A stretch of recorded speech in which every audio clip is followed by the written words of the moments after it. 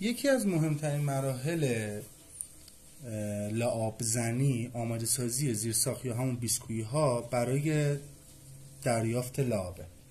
زمانی که ما یک جسم رو از کوره بیسکویی خارج میکنیم، اگه دقت بکنید میبینید که روش گرد و غبار نشسته.